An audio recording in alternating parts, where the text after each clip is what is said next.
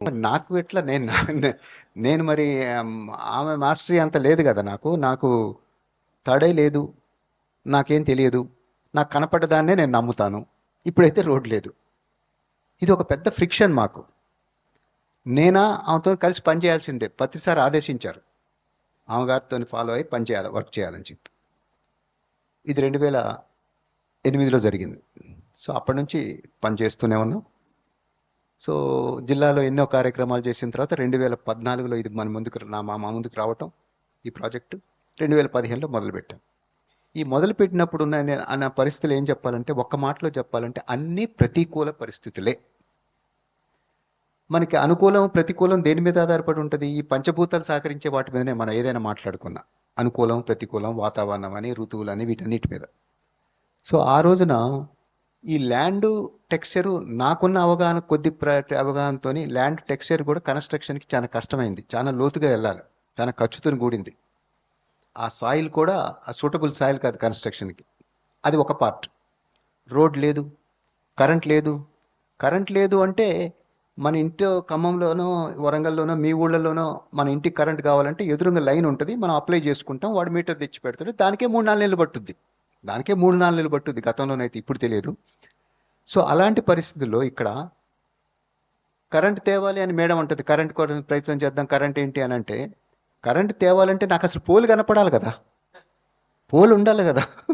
Pole ఉండాలని నాకు wire కనపడితే అహో ఏదో ఒకటి మనం చేయొచ్చు. అలాంటిది ఇక్కడ లైనే లేదు. అంతకుముందు ఒక అగ్రికల్చర్ కనెక్షన్ ఇక్కడ దీంట్లో ఉండేదట వాళ్ళు వ్యవసాయం చేసినప్పుడు. అదంతా పోల్స్ పోయినాయి, ఆ వైరు పోయింది, ఏమీ లేదు ఇక్కడ, ఆనవాలే లేదు. అమ్మిన వాళ్ళు చెప్పారు ఇక్కడ మాకు ఒక ఎలక్ట్రిసిటీ మాకు కనెక్షన్ ఉందండి, అగ్రికల్చర్ కనెక్షన్ అని. ఇక్కడ ఏమీ లేదు. ఆయన రాక ఎన్ని సంవత్సరాలు అయిందో, ఆయనకి పోయి చెప్తే తెలిసింది మీ బోరు లేదు, బోరు దగ్గర ఏమీ లేవు. బోరు అయితే తీసుకుపోయాడు, బోర్వెల్, కానీ లైన్ లేదనేది తెలియదు. అది పరిస్థితి. సో ఎప్పుడో లైన్ వెళ్ళిపోయింది. మరి లైన్ పట్టుకోవటం, ఎక్కడి నుంచో వెళ్ళి ఒక ట్రాన్స్ఫార్మర్ పట్టుకొని ఆ ట్రాన్స్ఫార్మర్ దగ్గర నుంచి, ఇదంతా చాలా పెద్ద లాంగ్ స్టోరీ. ఒక ఆ పార్ట్ కరెంటుది.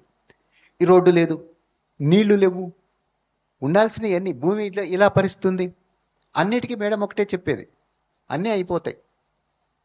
భూమి విషయం ఎట్లయిద్దమ్మా అని అంటే, భూమి మాస్టర్ చెప్పారు దాని యొక్క స్వరూప స్వభావం మార్చుకుంటుందట. మాట చెప్తాయి కదా ఏంటంటే, వినపడుతుంది నా గొంతు పెద్దగానే ఉంటుంది. అయితే చెప్పారనమాట, సార్ అనేవారు ఎప్పుడు, ఇక్కడ వద్దు మేడం, ఇంకెక్కడైనా కొందాం మనం, ఇక్కడ వద్దు, అక్కడ ఇక్కడ ఉందట ప్లేస్, వెళ్దామని అని అంటే, వరంగల్ బోర్డర్లో ఉంది ఇది, వరంగల్ ఖమ్మం బోర్డరే ఉందన్నమాట, ఏరు దాటితే వరంగలే. అయితే అక్కడ వెళ్దాము, ఇంకెక్కడ ప్లేస్ ఉందంట, ఇక్కడ వద్దు అంటున్నారు. అంటే నేనన్నా, వెంటనే నాకు ఇటే పక్క చెప్తూనే ఉన్నారు మాస్టర్స్, ఏంటంటే దీని నైసర్గిక స్వరూపం అంతా మార్చేస్తామని చెప్పేసారు. ఇక నాకు ఎట్లుంటుంది చెప్పండి, ఆమెకి తెలిసింది ఆ సంగతి. మరి నైసర్గిక స్వరూపం ఎట్లా మారుస్తారనేది నాకు తెలియదు, కానీ పని చేయాలి, ఇక్కడ పని చేయాలి.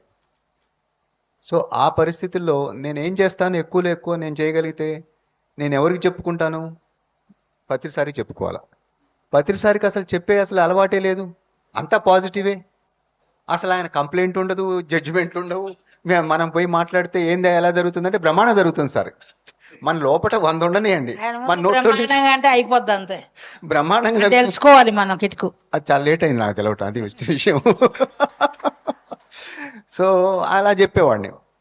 సో ఆ సందర్భంలో ఇలా జరుగుతున్న తరుణంలో, దారే లేదు, ఇలాంటి జరుగుతున్న తరుణంలో పక్కన ల్యాండ్ పర్చేజ్కి వచ్చింది, అమ్మకానికి వస్తే, ఇక్కడున్న ఏరియాలో ఉన్న ల్యాండ్ డీలర్సు, ఆ బ్రోకర్స్ అందరికి కూడా వెల్ నోటెడ్. మేము ఎందుకు వెల్ నోటెడ్?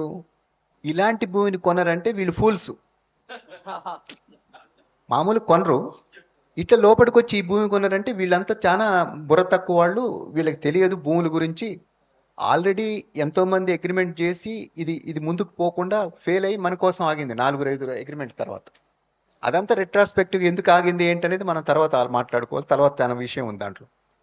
అట్లానే పక్క ల్యాండ్ కూడా అమ్మకానికి ఉండి వాళ్ళు ఏం చేశారంటే, వీళ్ళైతేనే సూటబుల్ దీనికి, ఈ గుట్టలు రాళ్ళు ఎవడు కొండవు. కాబట్టి మేడం దగ్గరికో లేకపోతే నన్ను, ఆమె కాకపోతే నన్ను కాకపోతే పోవటం, ఈ పక్కన 40 ఎకరాల అమ్మకానికి ఉందండి, మీ బౌండరీ అది, మీకైతే బాగుంటుంది అని చెప్పాను. మీకైతే అంటే మీలాంటి వాళ్ళు తెలివి తక్కువ వాళ్ళకైతే బాగుంటుంది అని చెప్పి. సో నేను ఒక తెలివిగల పని చేద్దామని చెప్పి నేనేం చేశానంటే, మనం ఇంత పెద్ద ప్రాజెక్ట్ అని చెప్తున్నాం, మనం పోతున్నాం ముందుకి. మరి మన వాళ్ళు ఎవరన్నా దగ్గర వాళ్ళు తెలిసిన వాళ్ళు డబ్బున్నోళ్ళు ఉంటే, మనకి తెలిసిన మిత్రులు కానీ ఎవరైనా ఉంటే, వాళ్ళు వ్యాపార ధోరణులతో రియల్ ఎస్టేట్ కోసం అని చెప్పనైనా కూడా వాళ్ళతోని కొనిపిస్తే మన పక్కన వాళ్ళు ఉంటారు, మనకి కూడా వేరే వాళ్ళు లేకుండా ఉంటుందని చెప్పి ఒక ఆలోచన వచ్చింది నాకు. దానికి డబ్బున్న వాళ్ళని నలుగురు ఐదుగురు నేను కాంటాక్ట్ చేయటం, వాళ్ళు సరేలే అని చెప్పి ఎక్కడా అని అంటంతోనే వాళ్ళు మొక్క కవలికలు మారిపోయాయి. పిండిపోలు లోపట ఎక్కడో అని చెప్పి అనగానే మారిపోయాయి. సరే హైదరాబాద్లో ఉన్నోళ్ళు కూడా ఉన్నారు వాళ్ళు చెప్పిన వాళ్ళు. సరే మేము ఎప్పుడైనా ఖమ్మం వచ్చినప్పుడు నీకు కాల్ చేస్తారా గురం, వచ్చినప్పుడు వెళ్దాం అని అంటే ఒక ఇద్దరు ముగ్గురు అట్లా రావటం, వాళ్ళు లోపలికి తీసుకురావటం. వాళ్ళేమో మరి పెద్ద పెద్ద కార్లు, ఆ కార్ల కింద సంపు తగులుద్ది, ఈ కారులో పోలేము మనం అంటే ముందే ఆగుతారు అక్కడ. అక్కడ వరకు రారు వాళ్ళు చూడటానికి కూడా. సో నేను ఆ కారు వద్దులేండి, నా కారులో పోదామని చెప్పి నా కారులో తీసుకురావటం. ఈ రోడ్ లేదు కదా, అంత గుంటలు ఎగుడు తిగుళ్ళు. సో ఇక్కడ తీసుకొచ్చేసి ఈ ల్యాండ్ అమ్మకానికి ఉంది, ఇదేం మేము ఈ పని చేస్తాం అని చెప్పి లోపలికి వచ్చి తిప్పేవాళ్ళు. అప్పుడంతా కంపలు పుట్టలు, పాముల పుట్టలు. ఆ కట్ట మీద నుంచి అప్పుడు ధ్యానంగా కట్టలేదు కదా, అట్లా తీసుకెళ్ళి ఉండే కొద్దిగా హైట్ మీద నుంచి చూస్తారని చెప్పి తీసుకెళ్ళి తిరిగి రిటర్న్లో వాళ్ళు ఏమనేవాళ్ళు అంటే, సరే ఆలోచిద్దాం అనేవాళ్ళు. కానీ వాళ్ళ లోపట ఏముండేదంటే, మేము ఎలా కనపడుతున్నాం అని ఉండేది. మీరు ఇక్కడ ఒక గొప్ప కార్యక్రమం చేయటం, దానికి ఒక పెద్ద మీరు ఏదో మెడిటేషన్ హబ్ చేస్తున్నాం, పెద్ద యూనివర్సిటీ చేస్తున్నాం అనే మాటలు మీరు చెప్తున్నారు, రాబోయే రోజుల్లో అవుతుందని చెప్పి. కాబట్టి ఇక్కడ మీరు చేయటమే కాదు, ఇక మళ్ళీ మేము కొంటాం పక్కన అని చెప్పి మళ్ళీ మాట్లాడుకుంటూ వెళ్ళిపోయాడు. వాళ్ళు వెళ్ళిపోయినప్పుడు నాకు కొద్దిగా మనస్తాపం జరిగేది. కానీ తర్వాత తెలిసింది ఏంటంటే, ఇదంతా మాస్టర్స్ ప్రణాళిక, మాస్టర్ డిజైన్ బాగోక వాళ్ళే కొని ఉంటే ఇది ఈ రకంగా ఈరోజు ఉండకపోను, చేయలేం. ఎందుకు అంటే వాళ్ళందరూ అయిపోయిన తర్వాత అప్పుడు ఇక్కడ ఉన్నటువంటి ఎంపీ గారు, ఇప్పుడు రెవెన్యూ మినిస్టర్ మా దగ్గర తెలంగాణలో, వారు కాంట్రాక్టర్, పెద్ద కాంట్రాక్టర్. సో ఆయన గారు తీసుకున్నాడు అది. ఆయన తీసుకోవటం మూలంగా కాస్మిక్ వ్యాలీకి మనం ఏదైతే ఫేస్ చేస్తున్నామో అవన్నీ ఆయన కోర్టులో పడ్డాయి. రోడ్డు లేదు, కరెంట్ లేదు. సో ఇదన్నీ కూడా ఆయన రిజాల్వ్ చేయాలి. అలానే ఆ రోడ్డు 1 కిలోమీటర్ కొన్నాడు ఆయన. 10-11 మంది రైతుల దగ్గర నుంచి 1 కిలోమీటర్. మనతో సాధ్యం కాదు అది. ఆయన పొలిటికల్ లీడర్ కాబట్టి ఇక్కడ ఉన్న వాళ్ళందరినీ కన్విన్స్ చేసి ఆయన చేశారు. ఆయన మనుషులు, ఆయన తాలూకు వాళ్ళు వచ్చి, ఆయన ఏం రారనుకోండి, ఆయన తాలూకు వాళ్ళు వచ్చి అవన్నీ సరి చేశారు. చేసి 1 కిలోమీటర్, మీరు వచ్చిన దారిలో 1 కిలోమీటర్ రోడ్ లేదు, పొలాలు ఎప్పుడది నేను చూసినప్పుడు. అయితే నేను మోటార్ సైకిల్ మీద వచ్చి ఇదంతా సర్వే చేస్తున్నప్పుడు దీనికిలో మనకి షార్ట్ ఫాల్స్ ఏమున్నాయి, మనకి ఫేవరబుల్ కండిషన్ ఏముంది, ఏమి లేవు అని తిరిగే టైంలో ఒక పాయింట్లో కూర్చొని నేను ఒక దృష్టితోని ఇక్కడ నుంచి ఈ రఫ్ రోడ్ నుంచి ఆ రఫ్ రోడ్డు డొంక వరకు ఈ ల్యాండ్ కొంటే తప్పితే మనకి దారి ఉండదు అని చెప్పి నేనేదైతే అనుకున్నానో సేమ్ అదే ఆయన ఇంప్లిమెంట్ చేశాడు.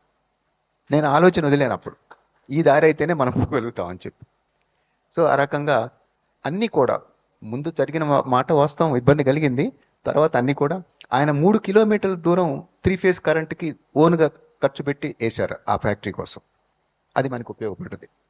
అలానే రోడ్డు ఇది జరుగుతున్న ముందు ఆయన వచ్చి తీసుకోగానే నాకు వెంటనే అయింది ఏంటంటే, ఆల్రెడీ మనం సమస్యగా ఉంది ఇక్కడ, మళ్ళీ ఈయన వచ్చి ఇది పెడితే బ్లాస్టింగ్ చేస్తాడు, డస్ట్ వస్తుంది, ఇవన్నీ సమస్యలు నా ముందు ఉన్నాయి. ఇంక అప్పుడు మేడం చెప్పిన, ఇప్పుడు ఏమంటే మనం దుకాణం చదువుకోవాలా, ఇంకా మనం వెళ్ళిపోవాలి, ఇంకా వేరే ఎక్కడికైనా పోవాలని అంటే సమస్య లేదు, అన్నీ అవుతాయి, అన్నీ మనకి అయిపోతాయి అని చెప్పారు. ఇంకా అప్పుడు మాత్రం నాకు తప్పలే పత్రికారి దగ్గరికి వెళ్ళటం, హైదరాబాదు, ఆయన పక్కన కూర్చుంటే చెప్పు అని అంటాం. నేను యాజ్ యూజువల్గా అంత బాగానే ఉంది సార్, అన్ని బాగానే జరుగుతున్నాయి అని అంటాం. లేదు నువ్వు వచ్చింది ఏదో ఉందని చెప్పి మళ్ళీ అడగటం. అట్లా 3 సార్లు నన్ను అడిగి 4వసారికి నేను చెప్పాను, సార్ ఇలా జరుగుతుంది, పక్కన వచ్చింది, దాంతో ఇబ్బంది ఏంటంటే. ఆయన మనకి అన్ని పనులు చేసి వెళ్ళిపోతాడు పో అన్న. ఇది ఇంకా రిడిక్యులస్ నాకు. ఈమెనేది ఇట్లుంటే ఆయన అన్ని పని ఎట్లా చేసిపోతాడు, వ్యాపారం కోసం వచ్చిండు, 100 సంవత్సరాలకి అక్కడ స్టోన్ క్రషర్ మెటీరియల్ ఉంది, ఆ మెటీరియల్ అంతా అయిపోయింది అనుకుంటారు. ఆయన ఎట్లా వెళ్ళిపోతారు, నాకు తెలుసు కదా లోకల్గా నాకున్న పరిస్థితి అని చెప్పి అనుకున్నా. షార్ట్లో చెప్పాలంటే మీకు 4 సంవత్సరాల తర్వాత ఆయన ఖాళీ చేసి వెళ్ళిపోయారు. ఇప్పుడున్న విషయం ఇది మళ్ళీ వేరే స్టోరీ. ఆయన వెళ్ళిపోయారు. సార్ ఏదైతే చెప్పారో ఇవన్నీ 3 ఫేజ్ కరెంట్ అన్నీ వచ్చిన తర్వాత ఆయన వెళ్ళిపోయారు. మళ్ళీ ఏదో లీజ్కి ఇచ్చారట, జస్ట్ ఒక 4 నెలలు 3 నెలల నుంచి స్టార్ట్ అయింది. అమరావతి అక్కడ క్రషింగ్ మెస్ట్ కావాలనేది అది జరుగుతుంది. అంటే ఇలాంటి కండిషన్స్ అన్నీ కూడా మేము చేసింది ఏం లేదు, మాస్టర్స్ అన్ని సరి చేసుకుంటూ ఎప్పుడు ఏది కావాలో మీరు ఏ శక్తి క్షేత్రం, ప్రభాకర్ గారితో అదే చెప్పాను, ఏ శక్తి క్షేత్రం గురించి ఒక మాట మీరు అడిగితే నేను గంట సేపు మాట్లాడాలి వస్తుంది. గంట చెప్తే కానీ అది పూర్తి దాని వ్యవహారం ఉంటుంది. ఇదేంటి అంటే అదేంటి అంటే అలా ఎన్నెన్నో అనుభవాలు, ఎన్నో ఎక్స్పీరియన్స్తోని వాళ్ళతో చేపించబడుతున్నటువంటి ఒక మహాక్షేత్రం ఇది.